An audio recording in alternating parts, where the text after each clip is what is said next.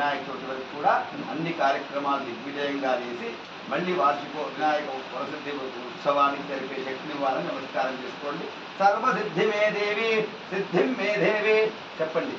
మమ సంకల్పిత కళ్యాణార్థే సంకల్పితాభ్యాం నమః. దశాంగుణం దగ్గురోపేతం సుగంధం భగవానికి లడ్డు అద మోదక ప్రియాం భోజేయం భజేయం బ్రహ్మణే స్వాహ పాయసాన్నాః దద్దోజ సమేతాః ముండ్రాళ సమేతాః మహాలడ్వా సమేతాః కదలీఫల నారికేల మహానైవేద్యం సమర్పయామి. జ్యోతిరసోమృతం బ్రహ్మభూర్భవస్వరో మహాగణాధిపతయే నమః.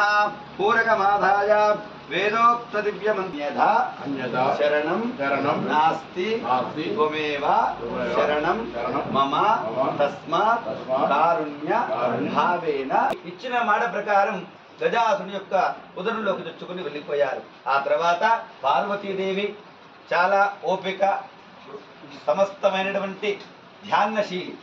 ఆ అమ్మవారు పరమేశ్వరుని జాడలేక అనేక త్రోవలు వెతుకుతూ శ్రీ మహావిష్ణువును చేరుకోగానే అప్పుడు ఇక్కడ గజాసుని రాక్షసుని ఉదరంలో ఉన్న సంగతిని గుర్తించినటువంటి ఆ విష్ణు బ్రహ్మదేవుడు ఇద్దరూ కూడా నంది భృంగి వేషధారణతో ఈ గజాసుడి దగ్గరికి వెళ్ళారు.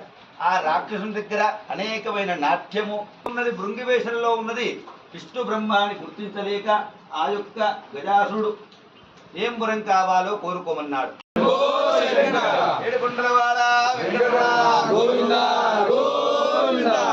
తెలుగులో ఫాస్టెస్ట్ న్యూస్ యాప్ ఇప్పుడు కొత్త అవతారంలో 5 సెకండ్లోనే పూర్తి వార్తా సమాచారం మీ చేతిలో.